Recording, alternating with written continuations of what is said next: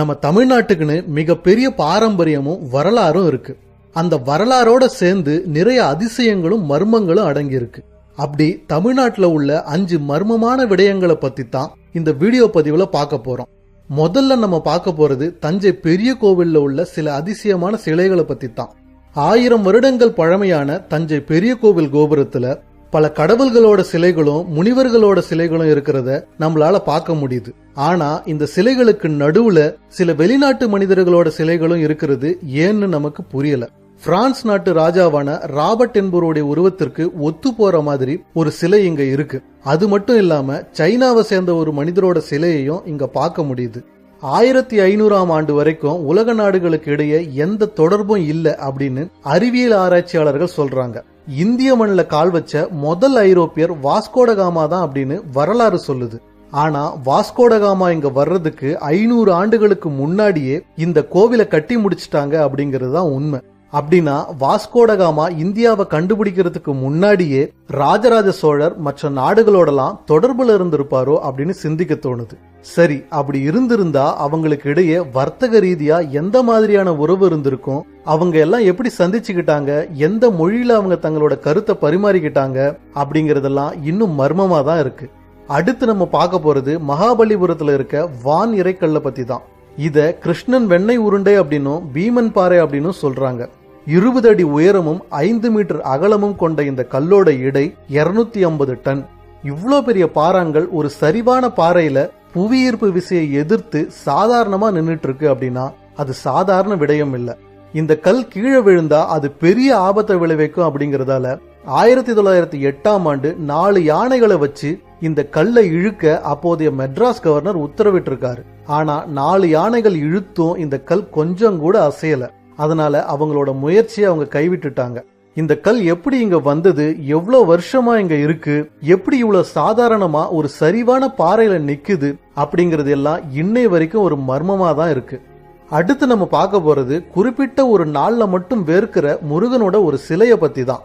முருகப்பெருமான் சூரபத்மனை வதம் செய்ய அவரோட படைகளோட புறப்பட்ட போது அவரோட அன்னையான அம்பிகை அவரை ஆசீர்வதிச்சு அவருக்கு ஒரு வேல் கொடுத்து அனுப்புனாங்க அப்படிங்கிறது ஆன்மீக வரலாறு. இந்த நிகழ்வை வேல் வழங்கும் விழா அப்படின்னு கந்தசஷ்டிக்கு முதல் நாள் நாகப்பட்டினத்துல இருந்து 5 கிலோமீட்டர் தொலைவுல உள்ள சிக்கல் அப்படிங்கிற ஊர்ல இருக்கிற முருகப்பெருமான் கோவில்ல சிறப்பா கொண்டாடுறாங்க. அப்போ முருகப்பெருமான் தன்னோட தாய்கிட்ட இருந்து வேல் வாங்கறதுக்காக வேகமா போவாரு. அந்த நேரத்துல முருகரோட சிலை வேர்க்கும். அந்த குறிப்பிட்ட ஒரு நாள்ல இங்க இருக்கிற முருகர் சிலை மட்டும் தானா எப்படி வேர்க்குது அப்படிங்கிறது இன்னும் இங்க அதிசயமா தான் இருக்கு. அடுத்து நம்ம பார்க்க போறது கும்பகோணத்துல இருக்க நாச்சியார் கோவில்ல கல் கருட சேவை விழா அன்னைக்கு நடக்கும் அதிசயத்தை பத்தி தான்.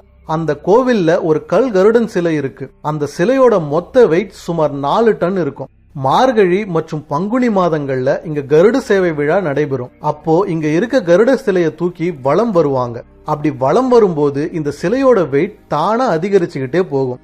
4 டன் எடையுள்ள இந்த சிலைய சன்னதியிலிருந்து வெறும் 4 பேர் தூக்குவாங்க.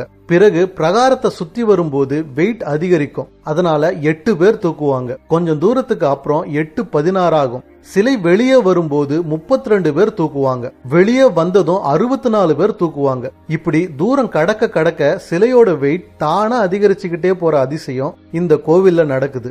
அதே பெருமாள் சிலை சன்னதிக்கு திரும்ப வரும்போது அந்த சிலையோட வெயிட் எந்த ரேஞ்சில அதிகரிச்சதோ அதே ரேஞ்சில கொஞ்சம் கொஞ்சமா குறைஞ்சுகிட்டே வரும். கடைசியா சிலைய சன்னதியில திரும்ப வைக்கும் போது 4 பேர் தூக்குற அளவுக்கு தான் வெயிட் இருக்கும். அது இந்த கோவிலோட மிகப்பெரிய அதிசயம். இந்த அதிசயம் எப்படி நிகழுது அப்படிங்கிறது இன்னும் புரியாத புதிராதான் இருக்கு. அடுத்து நம்ம பார்க்க போறது ராமசேது பாலத்தை பத்தின ஒரு அதிசயம் தான். அகழ்வாராய்ச்சியாளர்கள் என்ன சொல்றாங்க அப்படின்னா இந்த பாலம் கட்டி முடிக்கப்பட்டு ஏறத்தாழ 17 லட்சம் ஆண்டுகளுக்கு மேல இருக்கலாம் அப்படிங்கிறாங்க.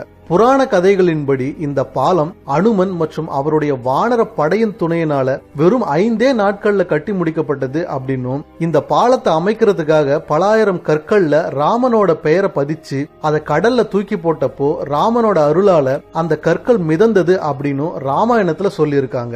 ஆனா இதுக்கான சயின்டிபிக் ப்ரூஃப் எதுவும் இல்லாததால இது ஒரு கற்பனை கதை அப்படின்னு சொல்லிட்டாங்க. ஆனா இப்ப இங்க நடக்கிற அதிசயம் என்னன்னா, ராமாயணத்துல சொல்லி இருக்க மாதிரியே இந்த கடல் பகுதியில நிறைய சின்ன சின்ன பாறாங்கற்கள் மிதந்துட்டு இருக்கு. அங்க இருக்க கற்கள் மட்டும் எப்படி தண்ணியில மிதக்குது அப்படின்னு யாராலையும் சொல்ல முடியல. அது ஒரு புரியாத புதிராவே தான் இன்னும் இருக்கு. என்ன நேயர்களே, இன்னைக்கு சூப்பரான 5 மர்மமான விடயத்தை பத்தி தெரிஞ்சுக்கிட்டீங்களா? இது போன்ற மேலும் சுவாரஸ்யமான விடயங்களை தெரிஞ்சுக்க பயாஸ்கோப் சேனலை சப்ஸ்கிரைப் செய்யுங்க. நன்றி, வணக்கம்.